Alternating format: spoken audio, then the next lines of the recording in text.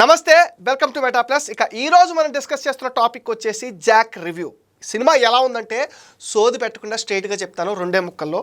ఒక సినిమాకి కథ, కథనం అండ్ డైలాగ్స్ ఇవి కొంచెం బాగా వర్కౌట్ చేసుకుంటే హీరోని ఆటోమేటిక్గా అందులో మిక్స్ చేయొచ్చు. అలా లేకుండా ఒక హీరో ఇంట్రడక్షన్కి ఒక పాట, ఒక సీను, ఒక 2 కామెడీ సీన్లు, మళ్ళీ ఒక పాట, రొమాన్స్కి హీరోయిన్, గ్లామర్కి హీరోయిన్, ఇట్లా సీన్లు పేర్చుకుంటూ వెళ్ళిపోతే ఎలా ఉంటుంది? సేమ్ జాక్ కూడా అలాగే అనిపించింది నాకు. నేను ఫీల్ అయ్యే ఫీలింగ్.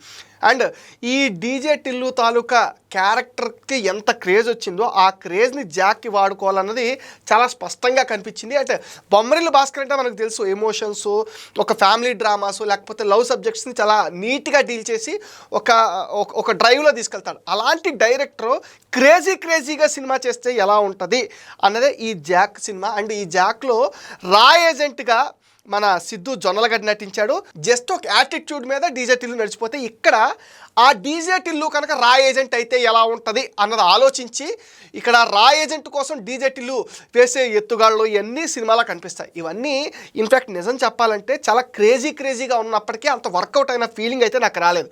సినిమా ఫస్ట్ హాఫ్ అలా సాగిపోతూ ఉంటుంది తప్ప హిలేరియస్గా ఇది బాగుంది అని చెప్పుకోవడం కూడా. అక్కడక్కడ థియేటర్లో నవ్వులు పడుతూ ఉంటాయి. ఒక ఇంటర్వ్యూ సీన్లో కావచ్చు, లేకపోతే జాక్ క్యారెక్టర్ తాలూకా జాక్ కొంచెం క్రాక్ అని పెట్టారు కదా, ఆ క్రాక్గా తను చేసే పనులు కావచ్చు, ఇవన్నీ కాస్త అక్కడక్కడ హిలేరియస్గా ఉంటాయి తప్ప త్రూ అవుట్ ద సినిమా అంతా హిలేరియస్గా లేదు. ఇన్ కేస్ అలా ఉండుంటే సినిమా నెక్స్ట్ లెవెల్లో ఉండేది. ఇక వైష్ణవి చైతన్య గురించి మాట్లాడుకుంటే, she purely glamour oriented role and ఒక చిన్న డిటెక్టివ్ ఏజెన్సీ నడుపుకుంటూ ఉంటుంది. హీరో ఏం చేస్తాడో కనుక్కోవాలని హీరో వెంబడ పడుతూ హీరోతో ప్రేమలో పడిన క్యారెక్టర్. ఇంతే. ఏ క్యారెక్టర్కి స్పెసిఫిక్గా ఇది బలమైన క్యారెక్టర్, ఇది వీక్ క్యారెక్టర్ నాకు లేదు. అన్ని క్యారెక్టర్లు అంతంత మాత్రంగానే ఉంటాయి సినిమా మొత్తానికి. అండ్ ప్రకాష్ రాజ్ లేకుండా బొమ్మరిల్లు భాస్కర్ సినిమా తీయలేడు. ఈ సినిమాలో కూడా ప్రకాష్ రాజ్ ఉన్నాడు, కానీ ఆ ప్రకాష్ రాజ్ క్యారెక్టర్కి అంత వెయిటేజ్ లేదు. అండ్ నెక్స్ట్ వచ్చేసి ఇక Naresh character hero father character కింద చేశాడు.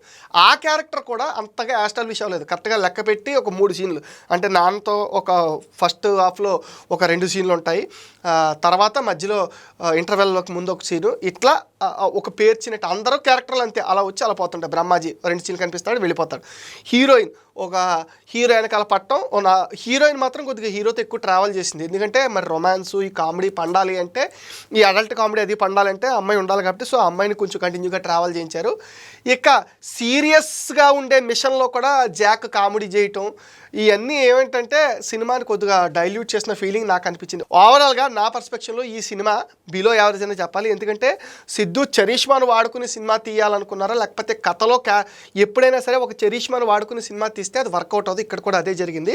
అండ్ కథ హీరోకి సెట్ అయితే అది నెక్స్ట్ లెవెల్లో ఉంటుంది. సో బొమ్మరిల్లు భాస్కర్కి రాక వచ్చిన అవకాశం ఉపయోగించుకుంటాడు అనుకుంటే అంతగా వర్కౌట్ చేసుకోలేకపోయాడు. బెటర్ లక్ నెక్స్ట్ టైం అనే చెప్పాలి. ఇది ఈ సినిమా పైన నా ఒపీనియన్. దీనిపైన మీ విలువైన ఒపీనియన్ కూడా కామెంట్ సెక్షన్లో పోస్ట్ చేయడం మర్చిపోద్దు. ఎందుకంటే మీరు ఇచ్చే కామెంట్స్తోనే మరిన్ని ఇంట్రెస్టింగ్ వీడియోస్ మీకు అందించాలి. అండ్ మీకు తెలుసు కదా మీరేం చేయాలో. ఈ వీడియోస్ లైక్ చేయండి, షేర్ చేయండి, మెటా ప్లస్ని సపోర్ట్ చేయండి, సబ్స్క్రైబ్ చేసేయండి.